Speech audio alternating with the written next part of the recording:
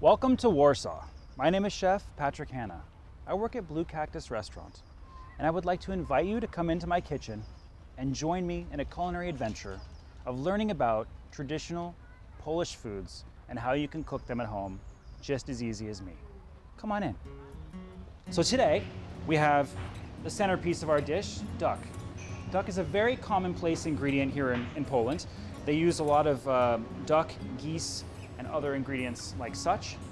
I find it very, very special actually to be able to use something like duck, because commonplace in the West, duck is a more exotic ingredient, but here it's very approachable for anyone. So we're gonna start with the ingredient that takes the longest to cook, the potato. Now, I did choose what I call new potatoes, so it's springtime here, and these have been just popping up over the last month or so in Warsaw. I already washed these quite well actually, and I prefer, in my case, and it's a personal preference, to actually leave the skin on. Believe it or not, in most vegetables, if not all, the skin contains 95% of the nutrients of the vegetable. So I'm gonna go ahead and cut these into quarters, okay? Two reasons. One, we want them to cook evenly and quickly.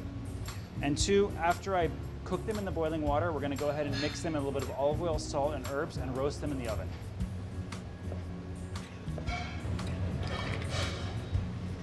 And we're gonna cook them just until they're fork tender. What we're gonna do with the apples is we're gonna peel them, we're gonna core the inside out, and we're gonna stuff them with cranberries and honey, and we're gonna bake them until soft. In Poland, they grow some of the most famous apples in the world. And this is one of those things that I did not know until living here. We're gonna go ahead and take the core out, but I'm gonna do this a little bit differently than you might think normally. I'm gonna go a little wider in the apple, okay? Kind of creating a little bit of a bowl. And I'm gonna do that because we're gonna stuff the apple, yeah, with the cranberries and the honey and bake it so that we have a lovely accompaniment to the duck. So we're gonna go ahead and take some of the cranberries. We're gonna add them to a saucepan. And we're just gonna warm them up with a little bit of the honey before I put them in the apple. About 3 tablespoons of honey directly in there. And you'll probably notice over my cooking shows that you will watch, I like to use butter. These cranberries are actually coming together nicely. I mean, the honey, the butter, I just want to soften them. I'm not trying to cook them. I'm not trying to change their texture much more. And that's just so we can, you know, stuff the apples easily and let the flavors come together in the oven. So let's go back to our apple here.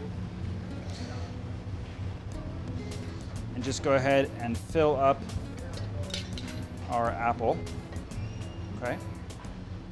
Just, you know, get as much in there as you can. Making sure, of course, that the cranberries are nicely coated in honey. Okay. These are going to go into a 350 degree oven. And we'll probably bake them for about 20-25 minutes, just until you see the juices start to come out of the apple.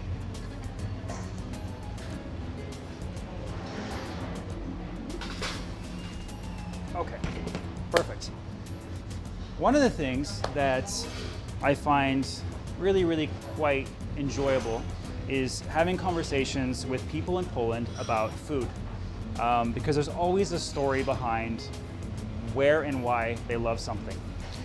One of the things that I noticed, specifically something that's unique to Poland, and I think that people equate to Polish, and that is the pickle, or in Polish, ogórek.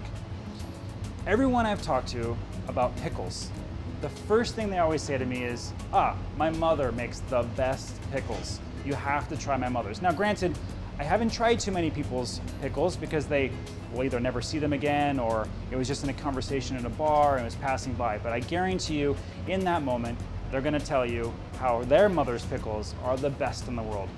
And this is something that you actually find quite often in the culture of the food. The food is very much so rooted in who they are. It's not just Poland.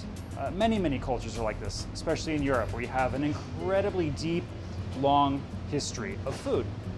Poland being the breadbasket of Europe, a place where food has always been grown, produced, and created in so many different styles over so many different centuries. There are an incredible number of stories that are so worth finding out about and learning about. Okay, so I mentioned before, fork tender. Most important thing for me is that the potatoes are not falling apart, but they're not crunchy, because we are gonna roast them in the oven. So you just wanna be able to put a fork in them and not have it fall apart, a little bit hot, but still firm. Okay, these are done. I'm gonna take these out and strain them off so that we can toss them in a little bit of olive oil, salt and pepper, of course, and some herbs. Salt. Now, with something like potatoes or meats, I like to use a more coarse salt. The kind you buy at the store for your table, the table salt with the iodine, that kind of thing, it's not something that I use in the kitchen. Why, you might ask? Why do chefs always say kosher salt or large flake salt? I think the real reason is more to do with how it feels in their hands than it does of flavor. Salt basically is salt. There are some minor differences, obviously, in the chemistry, but I don't have a PhD in that. The biggest difference is how it feels when you grab it, because any chef is measuring by his feel.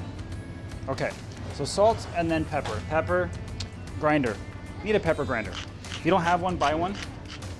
Pepper loses its aromatic, pungent flavor that you want as soon as it's ground.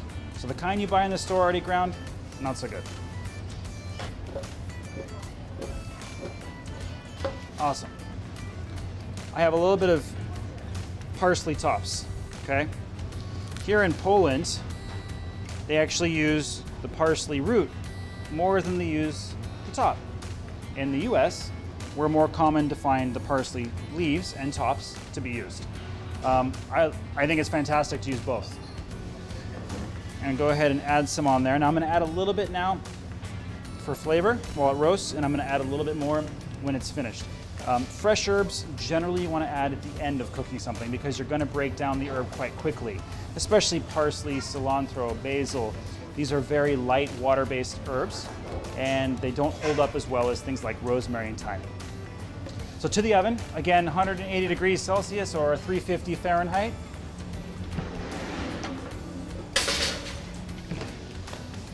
One of the first meals I made for my family when I moved into my house here in Warsaw was roasted chicken. Well, at least that's what I thought I was going to the store to make. So here I am, this American guy. I knew 2 words in Polish. That's it. I go to the grocery store, and of course, I'm a chef. I'm a cook. I know food. I can shop. I don't need to know what it says.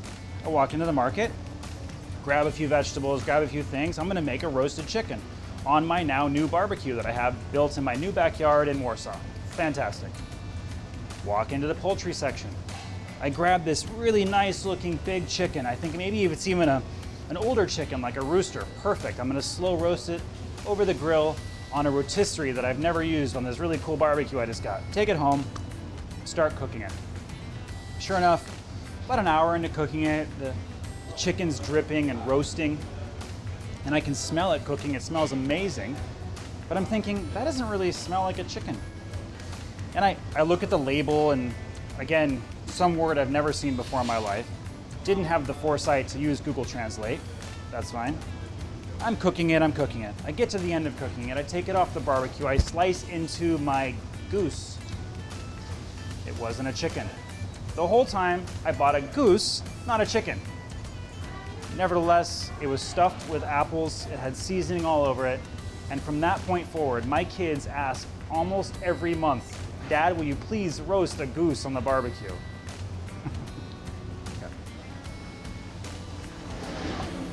So to prepare our duck breast today, I'm gonna do something that's very classic because duck has a very thick layer of skin and fat. We want that. This is a good thing.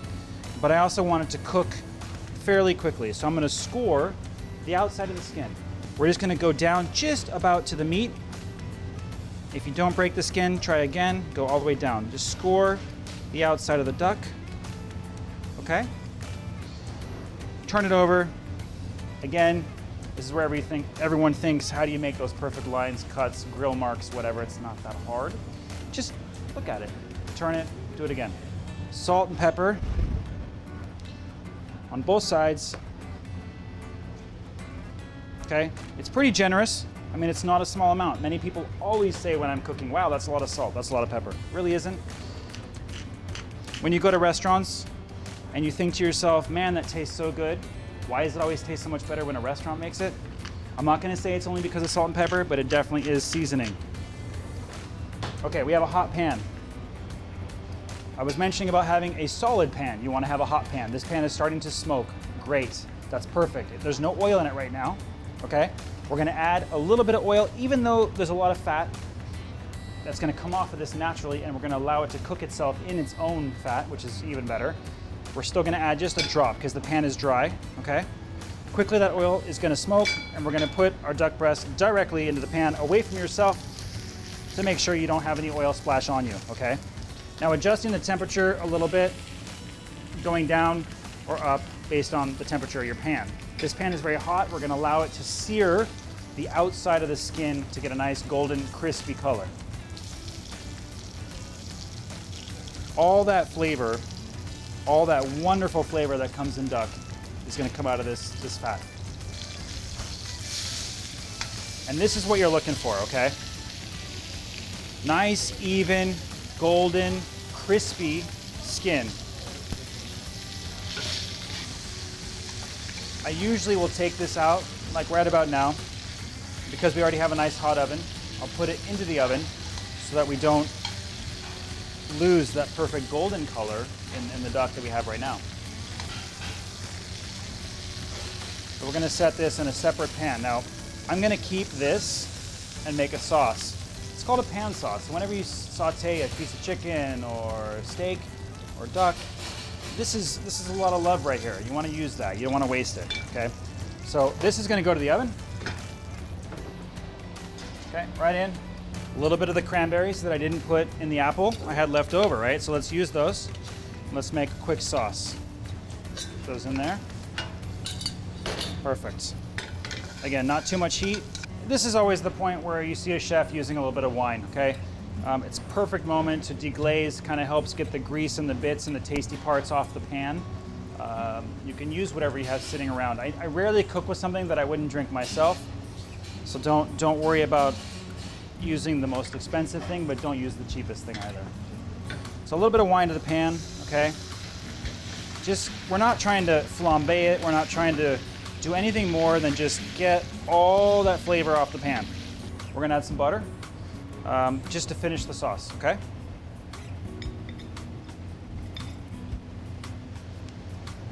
Maybe two helpings, 2 tablespoons. Stir that in. Just like that. And always taste your food. It's another thing that you have to remind yourself to do, or in my case, my cooks to do. Taste your food. If you're gonna make something and serve it to someone, taste it. Little salt, little pepper.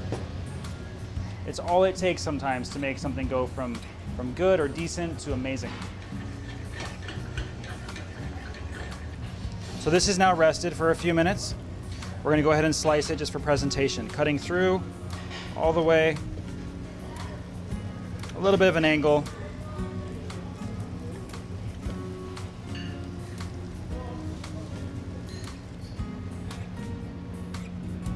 Now I sliced and fanned a little bit of the duck breast so that the guests can, or your guests can start to see what it is they're about to enjoy. Go ahead.